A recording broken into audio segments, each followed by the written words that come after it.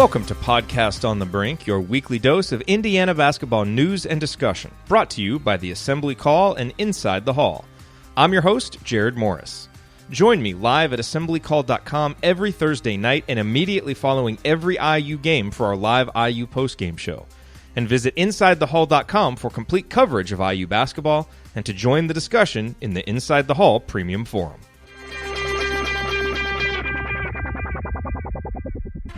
Indiana basketball mini-series tickets are now available online at iuhoosiers.com. Both 5-game and 3-game packages are now available, featuring games against Louisiana Tech, South Dakota State, Arkansas, Northwestern, and Ohio State. Come check out your Indiana Hoosiers for these games over break inside beautiful Simon Scott Assembly Hall. You can visit iuhoosiers.com for more information. Go IU!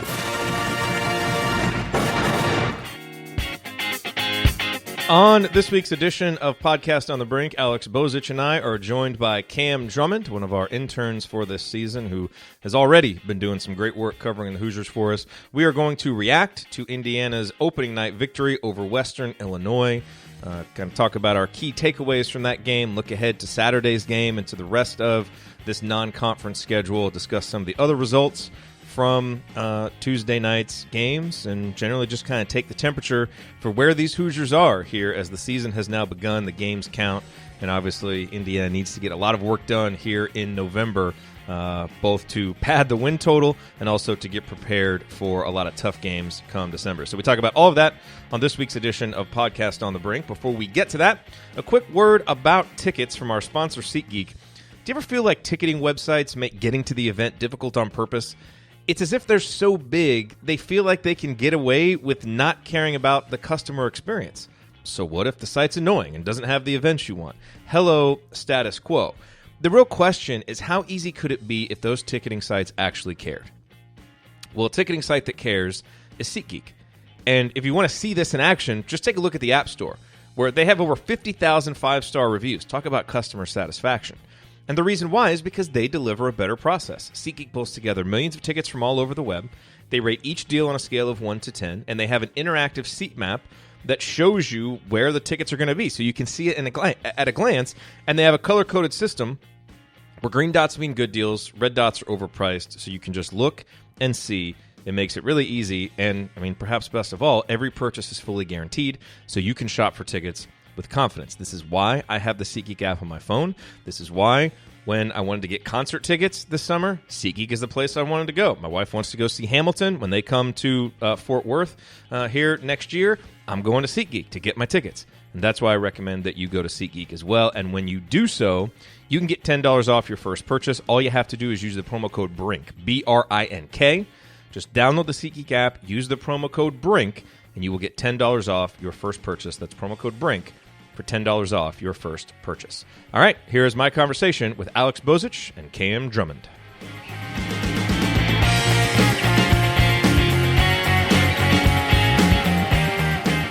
All right, gentlemen, we finally played a game that counts. Well, we didn't play, but we watched a game that counts of the Indiana Hoosiers. Indiana is 1-0. And so let's take a little bit of time here off the top and just provide some key takeaways from that first performance. I certainly have one that jumped out to me more than any other, but I'm curious first to get your guys' thoughts, Alex. So your initial thoughts on Indiana's opening night win over Western Illinois. Yeah, when I looked around the rest of the Big Ten and saw some of the other performances, I was, I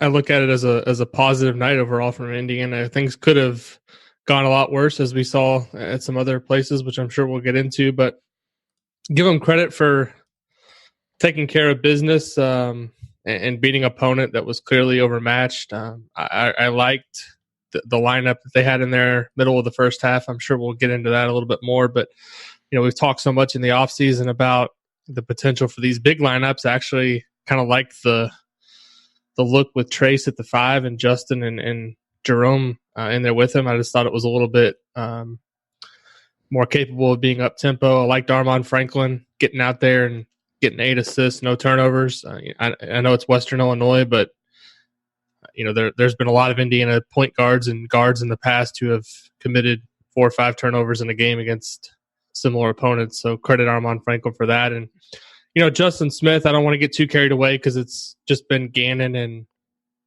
Western Illinois, and he's going to have to prove it when we get into the meat of the schedule here in December. But overall, I've just been impressed with his approach, and he did have a couple instances last night where he took some bad shots after he got things going. But for the most part, I thought he was really good in transition and letting his defense create offense. So those are kind of the high-level things. I'm sure we'll get into Al Durham and some of the other guys, Jerome Hunter. I don't want to take up every takeaway before Cam gets a chance to speak here. So I'm just interested to hear what he has to say as he makes his podcast on the Brink debut. Yeah, welcome to Podcast on the Brink, Cam. You've been on the assembly call, but welcome to Podcast on the Brink. Before you give your takeaways, are you and Dylan going to be doing a show this year? We were planning on it, and then I realized that as a student taking 15 credit hours right now who has to edit all of them, it's probably not good for my sanity to do that. So we'll stick to the banner mornings and just hopping on the assembly call radio and this every now and again, probably. Okay, sounds good. So give us your biggest takeaways from the Western Illinois game.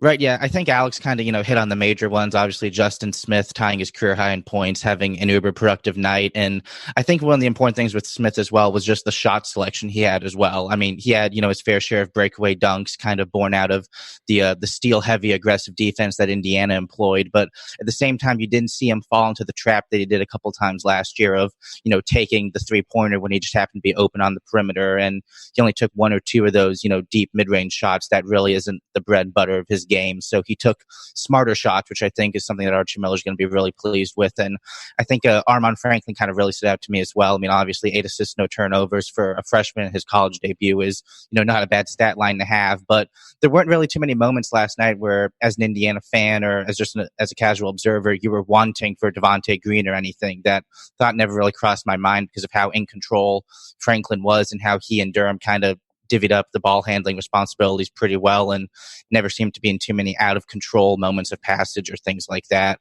I think something to watch though is the front court, just because when you have that really big lineup, there was a period in the first half early on when they had both Doron Davis and Trayce Thompson in there. Indiana really can't sustain that too much just because of how much that lineup lacks mobility and how poor they are at closing down on the perimeter. So I think that's where the smaller lineup comes in.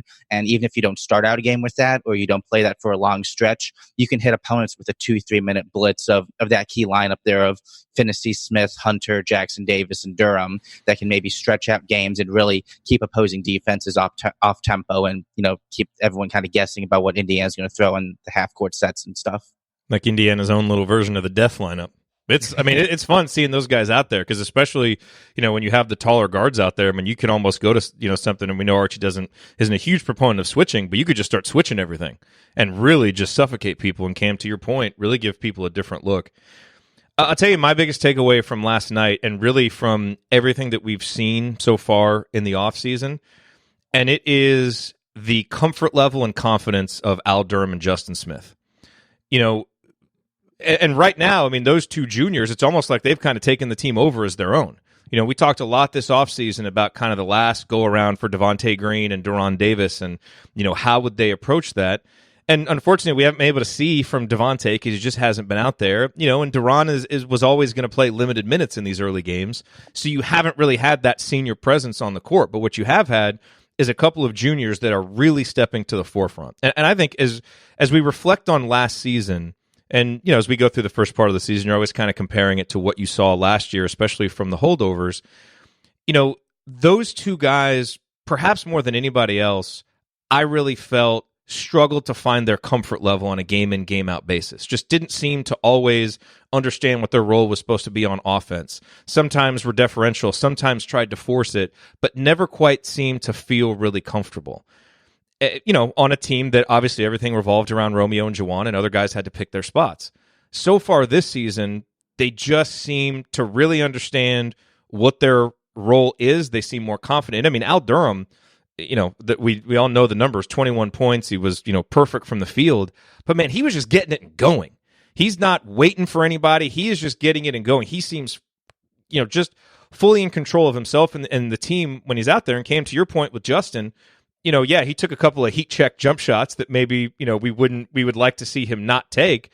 But if if that's what comes with him being confident and being in the flow, then fine, take those shots. His overall game and decision-making and engagement last night, as Archie talked about in the post-game press conference, was outstanding. And so, to me, for a team that we all kind of, wondered, okay, where's the leadership going to come from? How is this team going to gel? I've really been impressed with the way that those two guys have stepped to the forefront and are kind of saying, hey, guys, follow us. Here we go. We got this. And Alex, as you said, we're going to have to see it against tougher competition. But I think it is telling just how comfortable they look, how confident they look. I think that's a great sign for what we're going to see moving forward from a couple of guys that have been really up and down so far through their first couple of years, and really now as upperclassmen seem like they're ready to kind of seize the moment and become, hopefully, consistent contributors for this program, which is what Indiana and Archie Miller need for this season to end up playing out toward the higher end of expectations rather than the lower end. Alex. Yeah, I agree with most of everything you said. Sorry there, I wasn't sure who you were going to, Jerod. I'm not used to having the 3-man pod here, so I didn't know if Cam wanted to hop in there. But I agree with Indiana needing to kind of prove it against better competition, but I feel like we're going to be saying that all month after all these games. I don't know exactly what we're going to learn from these next six games. I think it is now, the rest of the month of November, where I think there's going to be a lot of times where we're just saying, Indiana took care of business and did what it was supposed to. But it's also important to kind of recognize that how important kind of these next few weeks are for this team, because once Florida State hits, you look at that schedule. In past years, it's been like, well, they play a couple tough games, and then there's maybe a 2 gimmies at the end of December. There's no more, besides maybe Nebraska at home, based on kind of what we saw out of them last night. There's not going to be any moments where you look and say this is a sure thing for Indiana. So I think as easy as it is to kind of glaze over these games and say we need to see it against better teams. I mean, this is really, in terms of development time and kind of building cohesiveness, figuring out rotations, this is really prime time for Indiana. So I'm, in a lot of ways I was skeptical of the non-conference schedule just from a strength of schedule perspective and wondering how it would prepare Indiana. But given what's happened with the injuries and kind of given the situation with Jerome Hunter needing to get him acclimated to the game and just having so many new guys contributing, I think we may look back on this as a blessing in disguise for this team. And if they can use this month as a stepping stone to build up some confidence, and then we'll really start to figure some things out about just how good this team could be next month. And hold that thought, because I want to talk a little bit more about the schedule, because Cam, you wrote a really good article about that. I think that'll be good to discuss. But Alex, to that point, about what can we take from these early games? To me, these early games, especially when they don't come against great competition, it's all about habits and it's all about consistency. And Al Durham and Justin Smith have been two guys throughout their career that have had the habit of being inconsistent from game to game. I think, Al showed a lot of progression last year. He also had a lot of games where he had 0 points or 2 points and just never really found his footing in the game. And we know about how up and down Justin Smith has been. And so even if those guys come out through these first couple games and are dominating Portland State and Western Illinois and some of these teams that are far, far below what they're going to face in the Big Ten, if they're getting into the habit of coming out and leading and dominating every single game, I do think that's important, and I do think that's something that we can take away. So again, this is only one game. It's one data point. Now we need to see it move forward. But I've been encouraged from two guys who, again, as I said, mentality has perhaps been an issue. They've really seemed to show a more mature mentality in these early, just the exhibition game, this game, kind of the early ability that we've had to see them. So now we just need to see if it continues, but habits are important.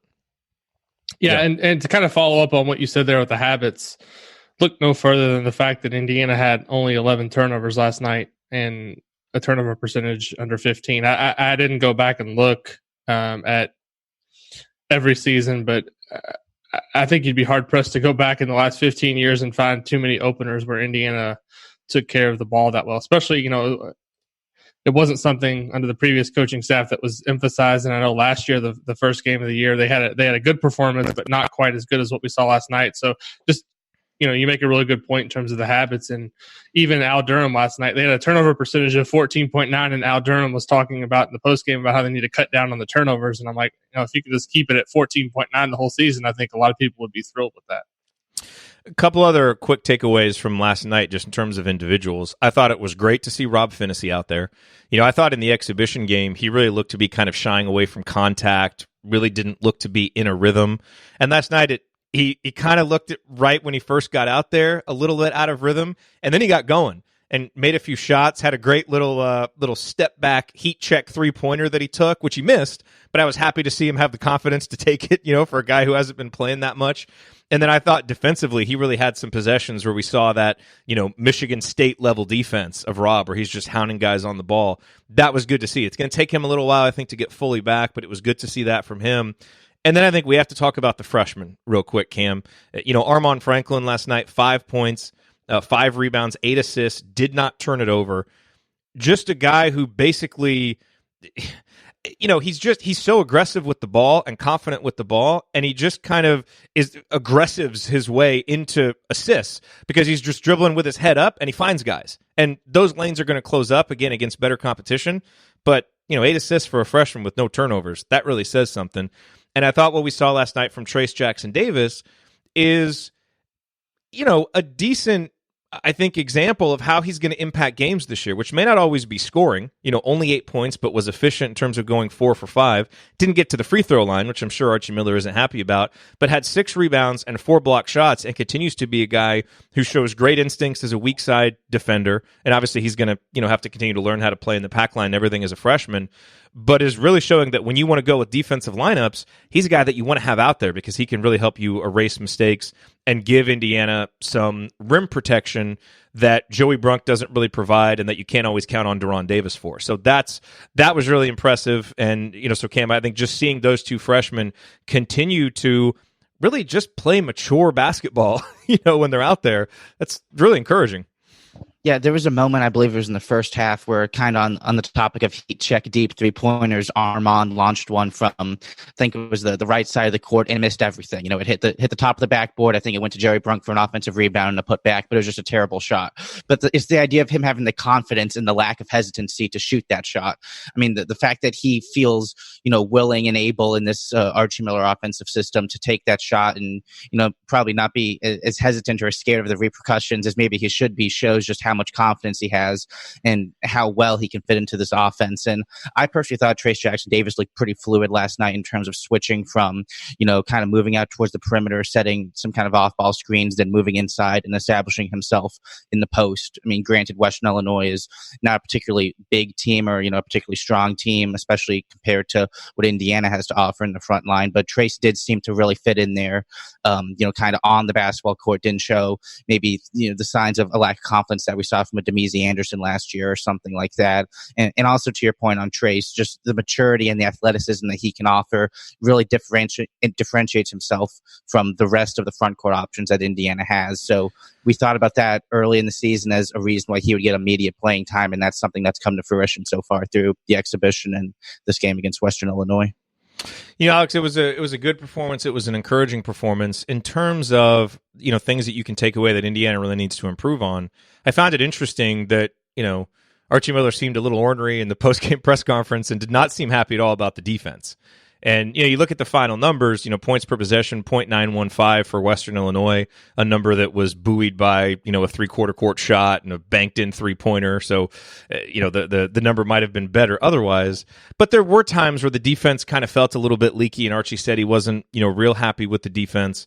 What did you take away in terms of the defense and other things that you felt were lacking in this performance that are clear signs of, hey, this needs to get better as the competition improves? Yeah, I mean, I don't know that I read in too much into him, kind of basically challenging his team to continue to get better and demand more defensively. I mean, you don't want to come out after game one and say, hey, we were really good defensively. We were kind of in mid-season form. That's just not the kind of coach or guy that Archie Miller is. He's a guy that watches every possession, and if there's one thing that he doesn't like, he's going to remember that and call that out rather than maybe the 9 or 10 things that he did like. So I don't read a whole lot into it. There was some, and this is the challenge with this schedule. I think this month, when you're up 20 or 25, you have a tendency to relax. You're not in a situation where you're being challenged every possession. And so you're going to have breakdowns. And I think with any young team, figuring out how to sustain the same intensity level over the course of a 40-minute game is something you have to learn. Indiana was pretty good defensively last year at times, but they had their stretches where, 5 or 7 minutes of a game against a good team where you kind of relax or kind of have some bad habits creep in, that can cost you. And so I think what he's trying to do more than anything else is just say, hey, we're a work in progress right now. Every team is, and we have to get better. And so, I didn't think there was anything that was particularly egregious defensively. I think they had some poor closeouts on some shooters, which I figured Western Illinois was going to present some challenges with its 3-point shooting. But beyond that, I think it's just a coach that is challenging his team and realizes that there's a long way to go. And he knows that this team is going to have to be really good defensively to get where it wants to be. It's not going to be a team that's going to come out and score 80 points on a consistent basis and outscore people. They're going to win games in the Big Ten by locking people down. And so he's just going to continue to harp on that, I think, this whole month. And, the one way you get guys' attention is sometimes it's in the huddle, sometimes it's in practice, sometimes it's, based on what you say in the post game. And I'm sure that you never want to give the idea to a team that you're satisfied with everything. So there's always going to be a critique of some kind. And last night for Archie Miller, it was the defense.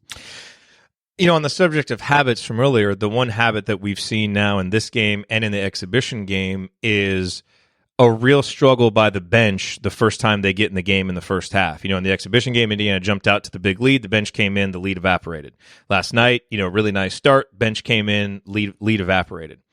To a certain extent, I think that will be ameliorated when you get your guard depth back and those guys kind of have their win back. Al hasn't, is still kind of getting back in shape. Rob obviously is not fully back in shape. And so, and you also don't have Devontae in there. So I think, part of that when you're not maybe having to play Demezy Anderson as a 2 and you can always have 2 or possibly even 3 ball handlers on the court, that will certainly help. And I think also, Jerome Hunter getting into more of a rhythm and Race Thompson getting into more of a rhythm. And I just think some of those bench guys are guys that didn't play a lot last year. And so it's almost like they're just kind of getting their feet back under them. So Cam, I think that is something to look at from the first 2 games where you say, hey, this definitely needs to improve. But I'm not concerned about it yet, just because I think there are some reasons that kind of make sense why there's a little bit of a drop-off there. Now, if it continues, that's not going to be good because the strength of this team needs to be, hey, we can go 10-11 any night and there's not a big drop-off. Archie's talked about that. So I imagine he's probably a little frustrated about, what he's seen from the bench in those first halves. That's something that needs to get better, but I'm, again, not ready to sound any alarms on it yet. Right, yeah, and I think that's also a product of just where Indiana is team right now, because you can have guys coming off the bench to start, whether it's Jerome Hunter or Race Thompson or even Doron Davis to an extent, who are still kind of working their way back into game shape, working their way back into the flow of what this season is going to look like for them. And then the other product of it is just the fact that before the Western Illinois game, Archie Miller talked about how the first half of games, especially during this little 7-8 game non-conference stretch to start, is just going to feature a complete hodgepodge of lineups. He's going to be throwing, 5 or 6 different lineups out there in the first half, kind of throwing things at the wall, seeing what sticks and what doesn't, before kind of hitting the reset button for the second half, and then going with maybe 2 or 3 lineups that have been tried and true and had a good bit of run there in the opening 20 minutes. So it's literally just going to be kind of, a mixing and matching in the first half, and that's going to maybe throw some bench guys off their game because no one's going to have maybe that set determined role here in November and in the early part of December that you figure they expect to have in the later part of January to early February when Big Ten plays kind of up and going.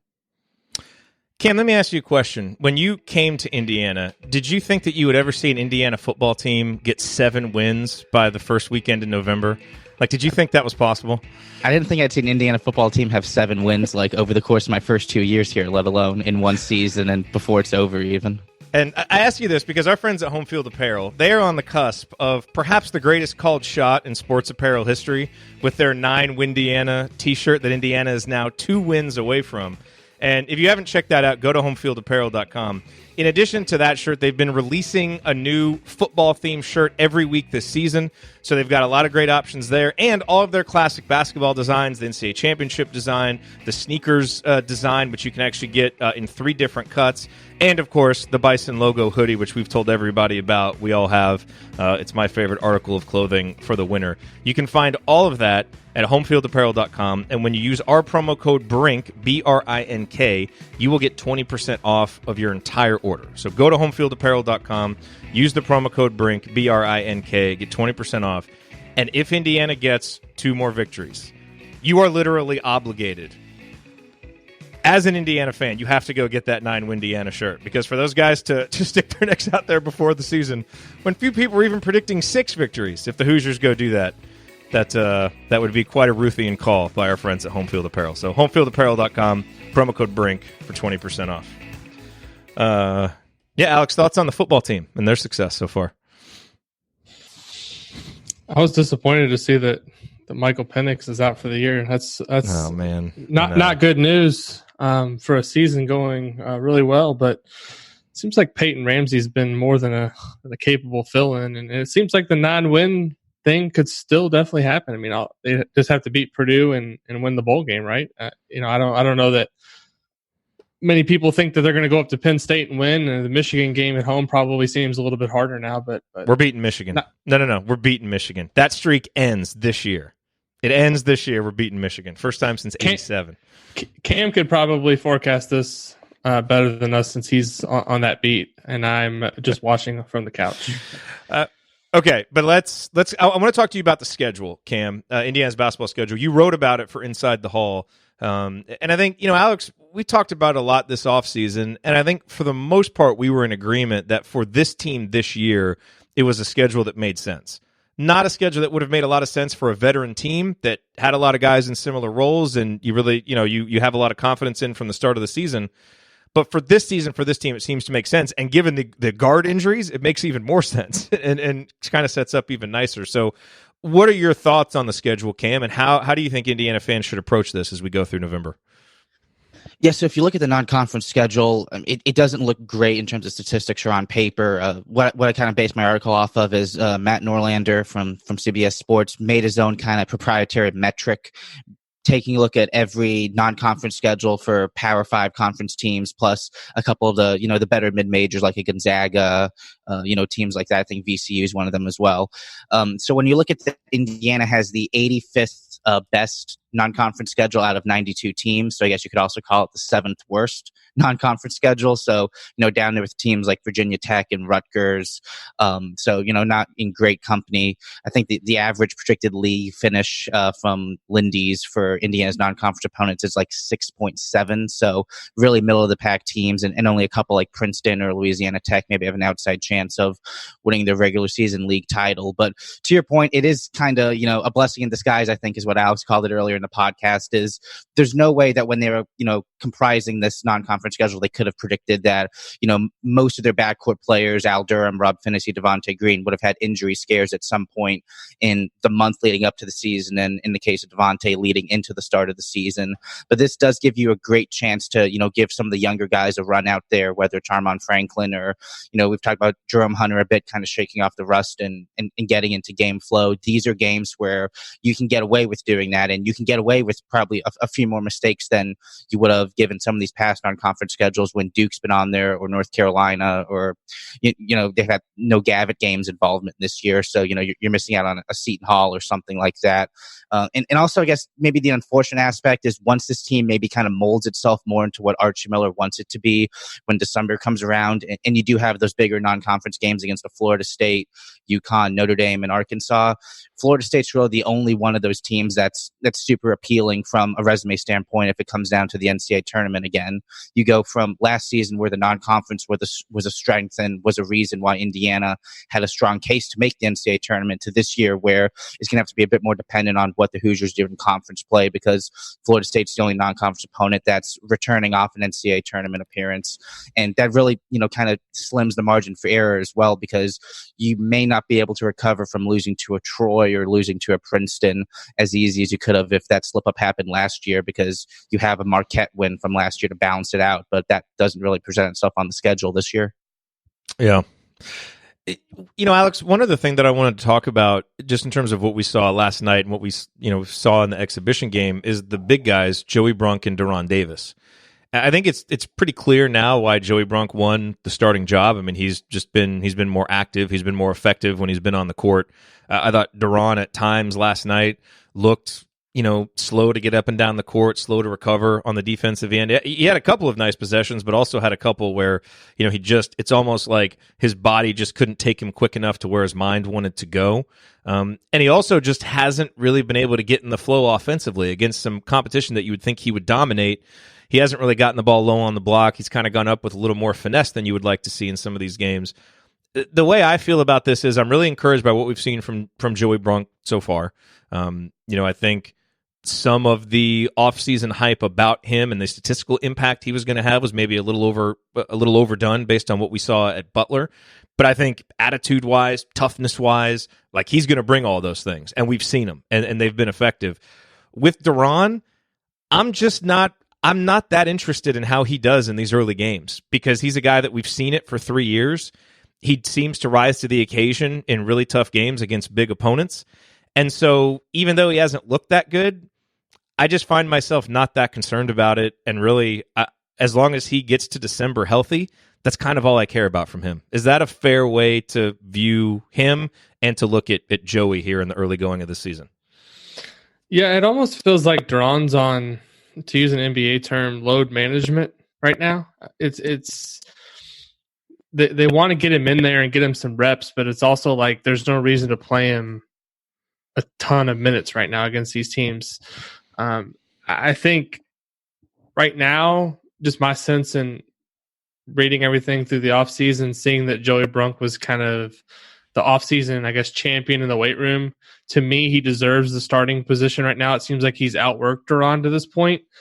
But I also think it would be kind of foolish for Indiana or the staff to just kind of think of Doron as a back burner option once we get into the meat of the schedule, because when they get up against some teams that have some front court size and length, he's going to be arguably the best option in the post to throw the ball down and get a bucket. I mean, Joey Brunk, I think he's going to have his moments where he's good, but I just don't think in terms of a back-to-the-basket player, he's going to be as effective against athleticism and length as Doron can be.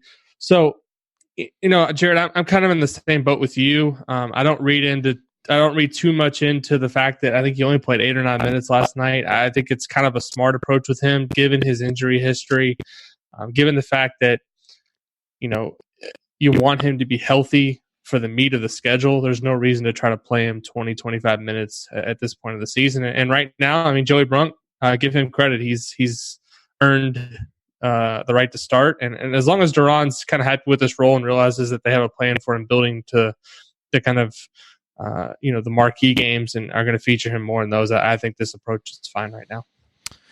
Cam, what's the feeling on campus about this team? It's interesting to juxtapose last season to this season. I mean, last year, obviously, the hype of Romeo Langford coming in, there was a lot of excitement. It felt like even, that first game against Chicago State, it felt like the attendance was good and there was a lot of energy.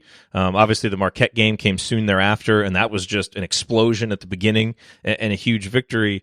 And this season, and again, we've only had an exhibition game and one game against a team that's 300th in KenPom, so you don't necessarily expect, Duke-level crowd noise and engagement.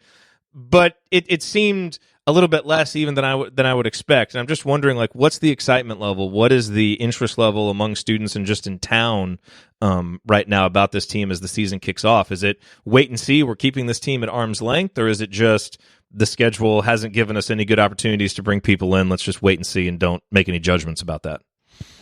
I think it's a bit of both. I mean, I still have, friends who are freshmen who were still, completely jazzed and over the moon to be in the building for the Gannon exhibition, let alone go to their first real basketball game last night against Western Illinois. But at the same time, I think this is a team that's going to have to kind of do something notable to get most of the campus energized, just mainly because of the past 2 years of shortcomings in Archie Miller's tenure here. They're going to have to maybe knock off Florida State at home, or they're going to have to, maybe have a rousing victory over winter break, whether that's, I believe that Maryland game is right on the tail end of Indiana's winter break for students this year with the way our schedules line up, or beat Notre Dame kind of soundly at Bankers Life or something like that. They're going to have to do something to maybe inspire a little momentum to get people to come out in forces, because, if this is a team that's kind of middle of the pack with, not a signature win by the time late January, early February rolls around, I think you'll get the, the standard good crowd for the Purdue game. And, anytime a top 5, top 10 team comes to town, maybe the building will come alive, but it's going to be a lot harder to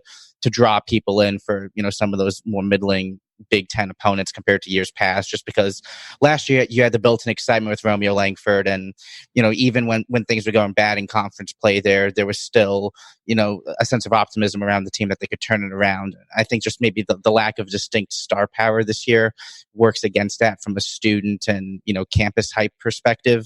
But I mean, people will still show up to the games. I mean, they're not going to have the Indiana football problem where they're a good team and there's still questions about the fan support. So I think it'll still be pretty good, but they're going to have to do something. I think beating Florida State would go a long way to that, since that is really the first signature game and the first game that people are probably going to be, as a whole, really excited about to watch or attend here in Bloomington. Yeah. Alex, can we talk real quick about this note that you just put in the chat? Because I think it's a notable one. This is episode number what of Podcast on the Brink? 300. 300. Cam, you are on episode 300 of Podcast on the Brink. That's incredible. We were saving him for episode. We were saving him for episode 300. We were. It's a good opportunity to thank all the audience members, obviously, because if we didn't have people listening every single week, we wouldn't keep doing this show. I haven't been with you for 300 of them, Alex. This is 300 overall. Yeah, I don't think I've done 300 either, because in the early days it was just Dollinger and Rosenstein, and I kind of came on when they invited me. But yeah, I'd have to look back, but I'd say we've done probably at least 200 together, yeah. Right? At least. Mm-hmm. Every week for almost more than 4 or 5 years. That's some dedication, man. It's pretty good. That is pretty good. I want to talk a little bit about what we saw last night, opening night around the Big Ten.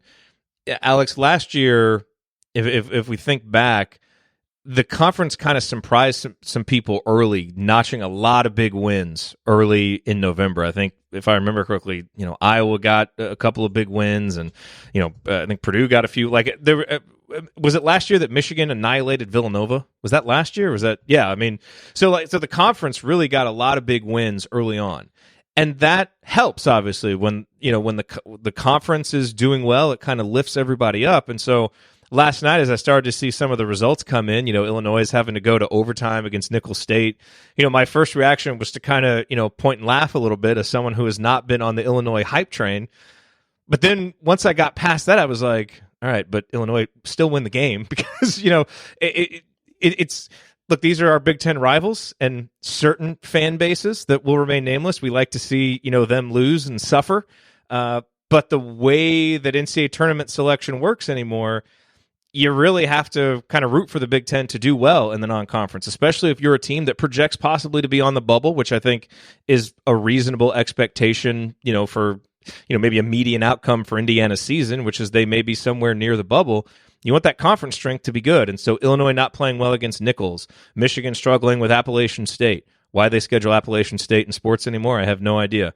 Nebraska losing to whoever they lost to, Michigan State losing, not a great night. Wisconsin lost, not a great night for the conference, and certainly something that we hope to see improve as we go through November and December.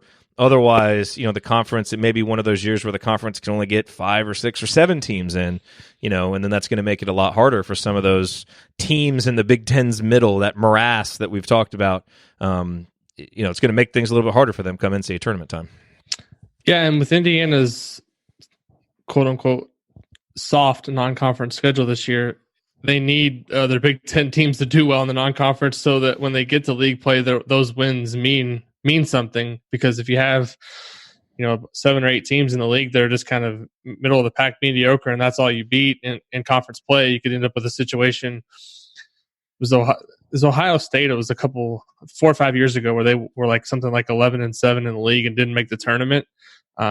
It was because they didn't beat anybody, and some of the teams in the Big Ten just weren't that good. And I look at obviously Michigan State. There's no shame there losing to Kentucky, but a game like last night, Wisconsin and St. Mary's, that's a game that you want. You look at if you're a Big Ten fan, you're an Indiana fan, you look and you say, hey, that would have been a good game to get, because it just kind of props up the league overall. I mean, Illinois, we've talked about this all off season.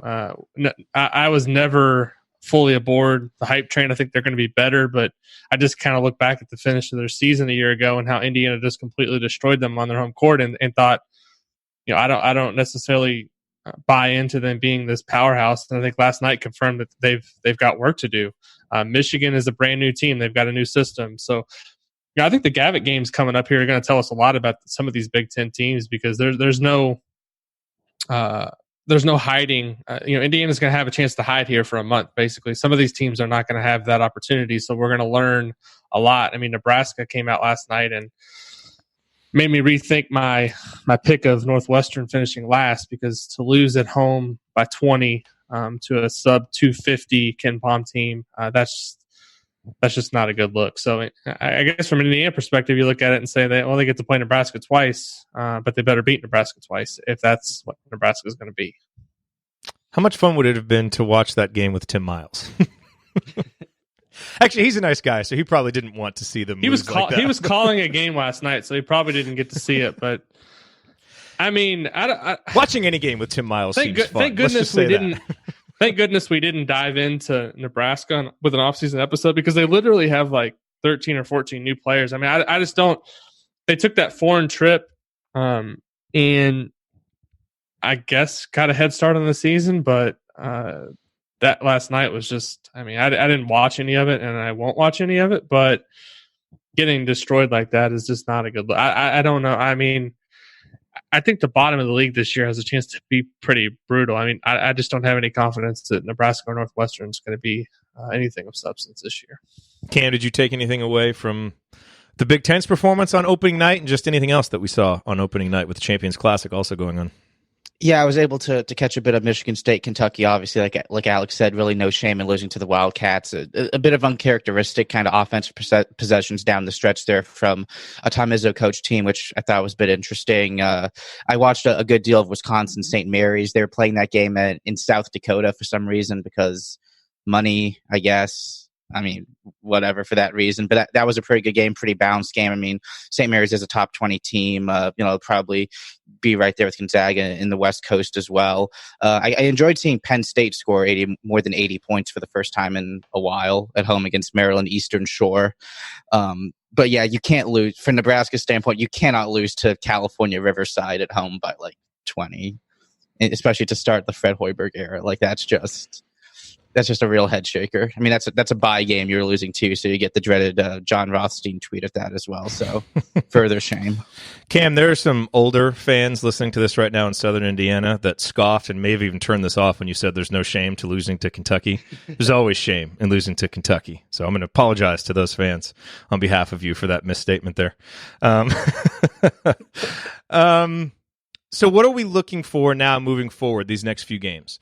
I think obviously we want to see when Devontae Green comes back. Do any of us have any insight on Devontae? Like I keep hearing that it's not really serious, but it also doesn't sound like there's any timetable for when he's coming back. So like, are you guys hearing anything else about when we might expect him back, the severity of this injury? Because I can't really seem to get anything concrete on it. Alex, Cam? Well, I would say it's almost kind of like what Alex was saying earlier about Doron Davis. Like, you don't want to rush him in because what's the benefit of playing him, 20 to 25 minutes in these games? I mean, granted, you'd like to get him maybe a couple short runouts before the non-conference play really heats up with Florida State, and then you start into Big Ten play with Wisconsin. But here on November 6th, there's no reason to bring him back on Saturday when you can also bring him back on, November 20th and November 21st, and especially with an injury like a hamstring where it's very touch and go. And something could get aggravated at the slightest jump or quick lateral movement or something like that. Alex, do you have any insight on? Yeah, Devontae? I mean, I'm ready for the year of green to start, and it hasn't started. I agree with Cam. It doesn't sound like he's practiced, so I would think that would be the next step to kind of getting back in the lineup. I don't think you want to I think you want to ease him back in. It doesn't sound to me like a return is imminent, so I would not be surprised if he's out here at least a couple more games before he's back. Hamstrings can be tricky, and as Cam said, this is something you don't want to rush back and then re-aggravate, because then you're talking about a situation where he could be out for some of these December games, and that's just not something that Indiana wants to get into. Yeah, I guess as long as Al Durham's out there playing like Greg Graham, you can handle that. By the way, speaking of Al, one point that I wanted to make that I thought was a little thing, and maybe it won't mean anything long term, but could. He got a few calls last night, which was nice to see. I mean, last year, we talked about this. I think we talked about it on this episode of the Assembly Call where we broke down his numbers. His free throw rate really dropped as a sophomore, and it just felt like, he wasn't as effective going to the basket, and it felt like over and over we'd come on the postgame show, Alex, and come on this show and talk about how he's just not getting calls. And, I wonder if part of it was he was kind of overselling the contact at times. Part of it is just he's a sophomore. He doesn't have the respect yet. Last night, it was nice to see him drive in a few times, get kind of knocked off his mark, and he got the foul call. And he actually got to go to the line, had 4 free throw attempts, made all of them. He's one of Indiana's best free throw shooters. To me, the difference between Al being a 10, 11-point scorer and potentially a 13, 14-point scorer per game is getting that free throw rate up and getting himself 3, 4, 5 free throws a game. Look down at his game log last year. The games when he got to the line, he was much more productive. It's almost like he's got to, get those drives to the basket, get fouled, get to the free throw line to really feel in the game. And so, again, I don't know what you take from that, Alex, but it was at least nice to see him, A, being aggressive and continuing to attack the basket, and B, start getting some calls. And if that's a harbinger of things to come, you mentioned it earlier. Indiana's not going to outscore a lot. They're not going to be scoring 80, 90 points. They're going to win games offensively at the margins. They've got to cut down turnovers. They've got to get offensive rebounds. They've got to get to the free throw line more. If Al can be a guy that shoots a couple more free throws a game, that could be the difference between a win and a loss, and that helps you there at the margin. So I hope that's a sign of things to come. Yeah, I mean, you look back at his stats on the EYBL his last year when he played for Southern Stampede. He wasn't a great shooter, but I think he was top 5 in all of EYBL in free throw rate, which is measurement of free throws attempted divided by field goals attempted, basically showing how well you do as a player getting to the line. And he was one of the top 5 players on arguably the best prep circuit in that. So it's something he can do. It's something he needs to continue to do, because there's going to be nights where the shots aren't falling. I mean, he made 3 of 3 last night. That's not, Indiana's just not going to be. I mean, I think we all agree that they just need to be an average perimeter shooting team.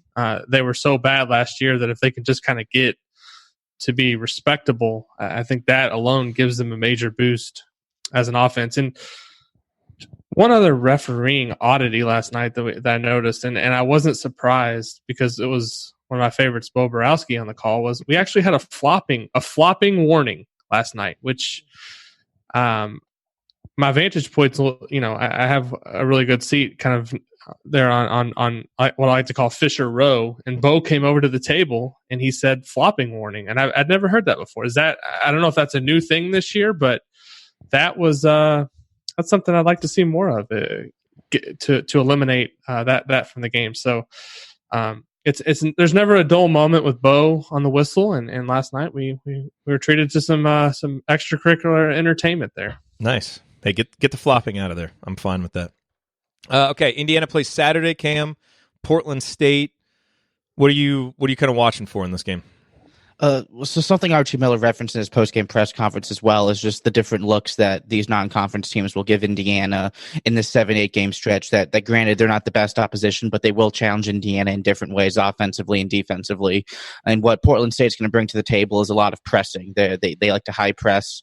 So especially if Devontae Green's still going to be out, which is something that we kind of all expect at this point, we're going to see Armaan Franklin and Al Durham in major ball handling roles for the first time in their careers against the press. And I think that could maybe lead to some turnovers and maybe some, ineffective play, at least at the start. But I'm looking to see how, for Franklin in particular, how they grow out of that, how over the course of a 40-minute game, they're able to maybe pick and choose the right passes, or if schematically Archie does anything different to kind of combat that and give them more relief, whether it's, guys running back for outlets, or maybe even Trayce Jackson-Davis playing a bit more just because as a big man, he's more mobile if he wants to move into, the back part of the court to give them a release outlet for passing.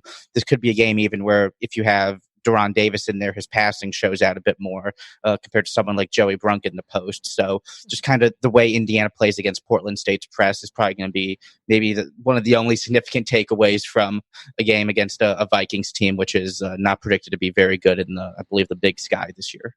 Hey, now Portland State coming off a 25-point victory on opening night. Puget Sound. They forced 18 turnovers. No, they forced 31 turnovers. They had 18 steals, but yes, it was against Puget Sound. So not sure how much we can take from that. Against who? Puget Sound. Puget. What's that? Puget Sound. I believe that's a body of water. Yeah. It's a body of water by Washington, I believe, Alex. Yes. I'm unfamiliar with that program. What are they? Okay, I'm confused. I'm gonna have to do some research. Yeah, they're not in Ken Palm's rankings, so that's all. Okay, that's all we need to know about. So that. they have an NR next to them. They have an NR. Yes, they do. Okay. So really good point. It will be nice to see how Indiana does there. To me, other things to watch. Do the bench guys look more comfortable? Demezy Anderson came in, turned the ball over, a little bit more than you would like to see last night. Hit a nice jump shot. Would like to see him continue to get into the flow, and then Jerome Hunter, a guy who we saw him last night, had that really nice steal and then layup in the first half, took himself out and then didn't play again for a while, but came back in the second half, just to see him get more comfortable and see one of those jump shots that he takes, go in. I think these early games are really important for Jerome, who didn't play last year. We know what kind of talent he has.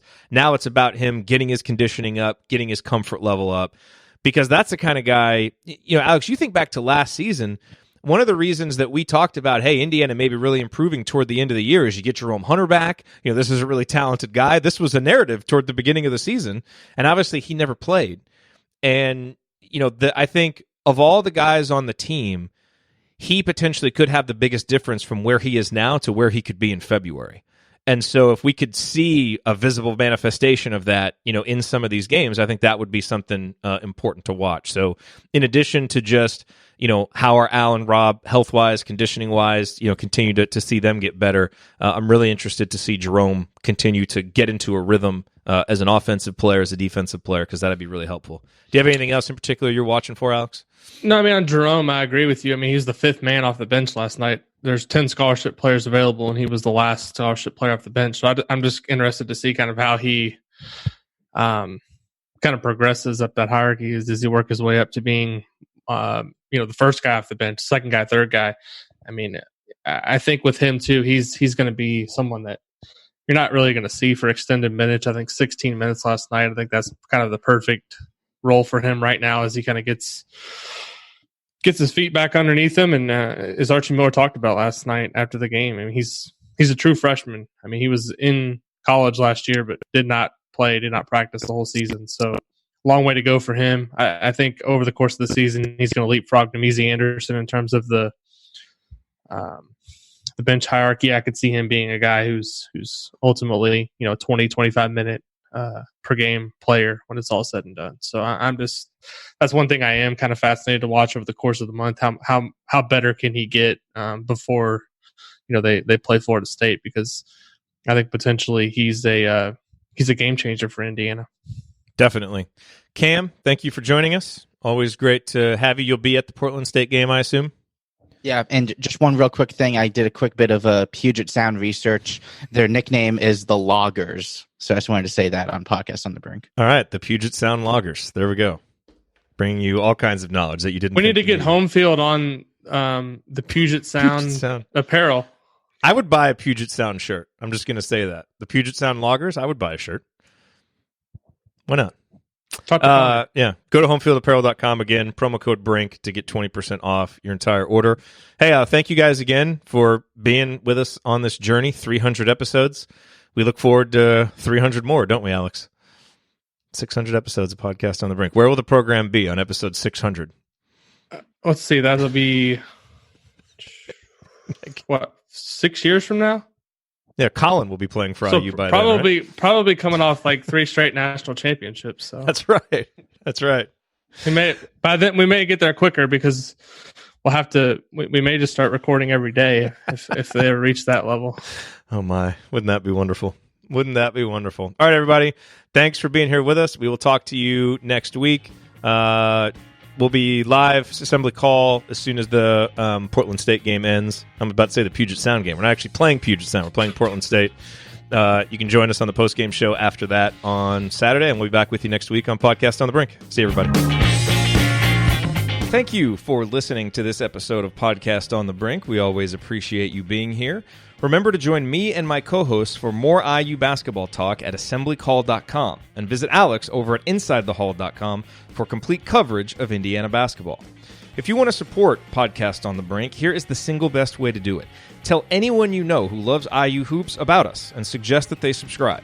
Podcast on the Brink can be found on Apple Podcasts, Google Podcasts, Spotify, and everywhere else podcasts are available. Tell your social media followers, email your friends, text your family members. For weekly discussion about IU basketball, they need to be subscribed to Podcast on the Brink. We'll talk to you next time. Go Hoosiers.